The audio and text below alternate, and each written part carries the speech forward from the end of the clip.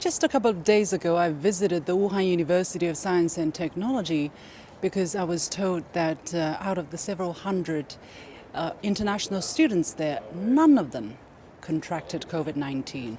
I talked to the students, I talked to the teachers, and I had the impression that there was a collective understanding that strict quarantine was really necessary in order to protect everybody.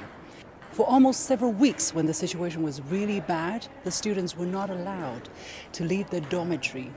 Of course, it was difficult, but in the end, the great majority of them understood the necessity of it. They persevered, and none of them got sick.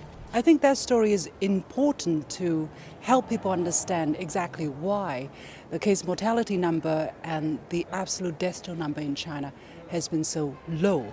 For 76 days, the city was under strict lockdown. Not the kind of lockdown where if you choose to stay in place, you stay in shelter, you can. If you want to go out, you could also try to do that. No. For the great majority of the lockdown, people had to stay at home. Think about what happens in the United States. Some people still have to go to work. Some people are against shelter in place. Some people wear masks, others don't. I tell you, in Wuhan, it almost becomes an instinct to wear a mask. If you go out without wearing a mask, you feel strange. It's that kind of awareness to help yourself, to help others, that really help cut the path of the contagiousness of the virus. In a matter of a week or two, over 40,000 medics came from all over China to Wuhan. Just the other day, I was visiting the doctor who sounded the alarm about COVID-19 here, the first here in Wuhan. And I visited her office. You know what struck me the most was the number of ventilators lying idle on the table. She said, well, now we don't need these anymore. But there were about 15, 17 ventilators just lying like that. But of course, in the most difficult times, they needed them very much, but not anymore.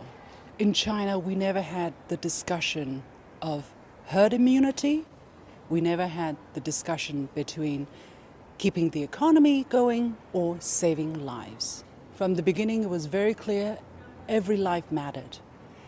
In Wuhan, over 3,600 people aged over 80 survived. Among them, 7 people aged over 100 survived. I think that's probably a record for anywhere in this world.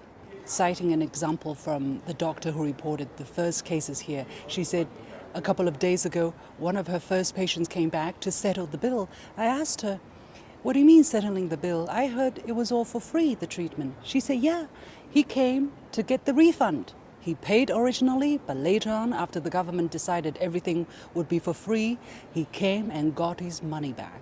And then, of course, there's the role of traditional Chinese medicine.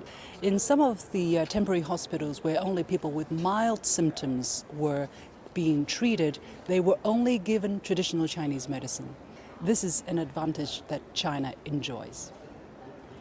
My last point, I wanted to say, it's something, again, probably won't be understood so easily by people in the West or in America or in Europe, is the kind of trust between the authorities and the local residents. I talked to a couple of people randomly on the street. The word that they shared was cooperation, that they trusted in the measures that they were told to follow, and the measures worked.